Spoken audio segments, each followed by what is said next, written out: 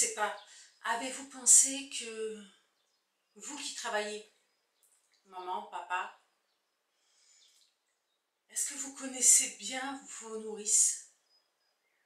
Les dames que vous confiez, à qui vous confiez vos enfants, est-ce que vous pensez les connaître à point de les laisser toute une journée sans avoir aucune crainte?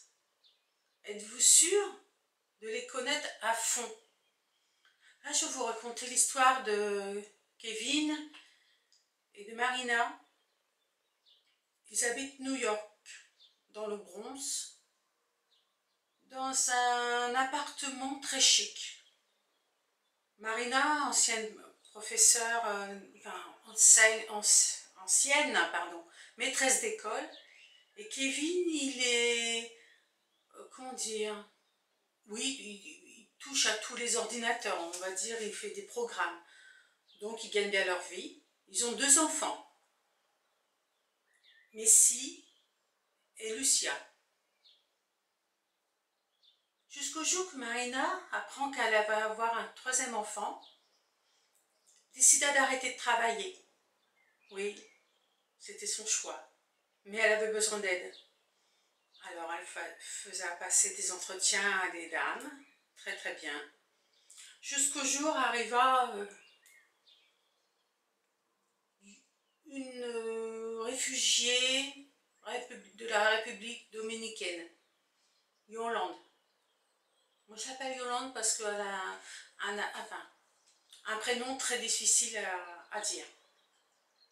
Cette dame est bien sur tout rapport. Elle parle espagnol, ce qui est bien. C'est un plus, car Marina veut que ses enfants connaissent une autre langue que l'américain. Donc, elle est seule, elle vit chez sa sœur, elle a de très bonnes références. Elle décide donc de l'embaucher. Les mois passent. Voilà que Marina accouche d'un petit garçon. Il s'appelle Léo. Le plus grand travail de Yolande, c'était simplement d'assister le coucher des enfants, assister la maman aussi pour, comment dire, par exemple, s'ils avaient piscine, s'ils avaient danse, s'ils avaient... Vous voyez comment dire, vous savez, les activités extrascolaires, la danse, la gym, la piscine, voilà. Tout se passait bien parce que ils partaient en vacances dans le pays de la République dominicaine, donc Yolande avait sa famille. Ils étaient restés 2-3 jours dans la famille de Yolande. Tout se passait très bien. Marina était contente car elle parlait espagnol avec sa nourrice et les enfants apprenaient en même temps. Tout se passait bien. Mais qu'est-ce qui s'est passé ce 12 octobre 2012? J'ai demandé à Yolande d'amener Léo et Lucia. Lucia devait aller à son cours de danse. Donc, ils devaient se retrouver après le cours de danse et rentrer tous les 4 à la maison.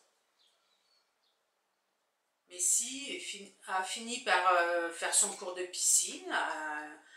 Elle le prit, elle le sécha, elle l'habilla et elle alla directement au cours de danse de la petite. Mais arrivée sur place, donc elle avait rendez-vous avec Yolande et Léo et Lucia, personne. On s'est dit, mais elle est partie peut-être en avance, donc pas grave. Elle repart vers l'appartement. Elle voit son, comment dire, parce que c'était vraiment des appartements chics. Elle voit le gardien en bas. Elle lui demande, vous avez vu Yolande et les enfants? Non, je ne les ai pas vus. Tiens, c'est bizarre. elle monte dans l'ascenseur, elle arrive à l'appartement, tout était en sombre, tout était éteint. Au mois d'octobre, c'est bizarre parce que c'est comme chez nous, hein, au mois d'octobre, les journées, il fait sombre très vite. Et là, on est en plein milieu de l'après-midi. Mais elle regarde et elle voit, tiens, la salle de bain, elle est allumée, donc elle est peut-être partie prendre le bain des enfants. Elle va. Et là, elle pousse un cri d'horreur. Mon Dieu. Elle voit Léo et Lucia dans la baignoire, baignant dans leur sang. Elle regarda Yolande qui s'enfonça un couteau dans la gorge. Elle descendit toute seule, tellement choquée qu'elle descendit et hurla dans la rue comme une louve parce qu'elle venait voir ses deux enfants massacrés par la nourrice. Cette femme qu'on devait avoir confiance, qu'elle devait avoir confiance. Elle se rappelle que ses enfants sont dans la baignoire. Oh mon Dieu! Le gardien vit cette femme toute affolée, toute hurlant dehors, se demanda ce qui se passa. Il monta très vite à l'appartement et vit le massacre. Il appela la police, il appela les secouristes. Même un secouriste, plus tard, leur dira « Mais j'ai jamais vu un massacre aussi horrible depuis le 11 septembre. » Il lui dit à la barre « Oui, je n'ai jamais vu un massacre aussi horrible depuis le 11 septembre. »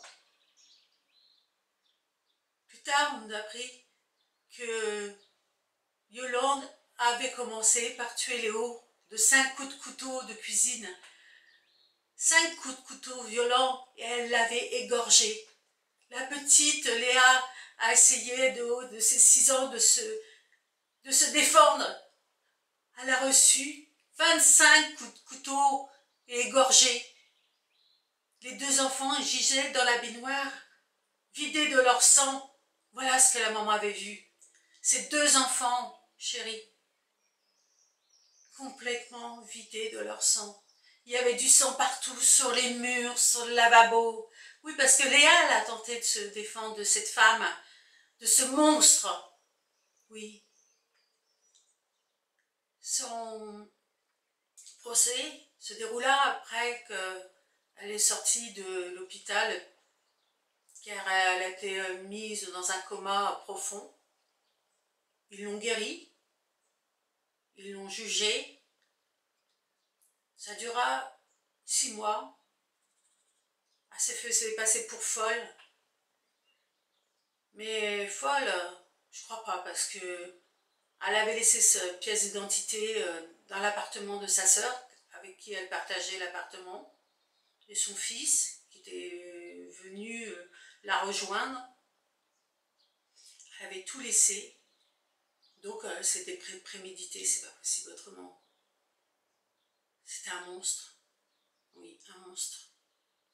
Elle fut jugée et condamnée par tous les protagonistes coupables. Elle a pris perpétuité sans aucune possibilité de ressortir un jour vivante de la prison. C'est une femme sans cœur, mauvaise, jalouse, car elle jalousait la famille, car ils avaient de l'argent, ils étaient heureux. Pas elle. Elle était obligée de gagner sa vie, 500 $ la semaine et 18 de l'heure. Eh oui, elle faisait des heures supplémentaires en vendant des bijoux et des parfums et des maquillages. Tout ça pour l'argent. Tout ça pour la jalousie. Êtes-vous sûr de connaître bien votre nourrice? Au revoir.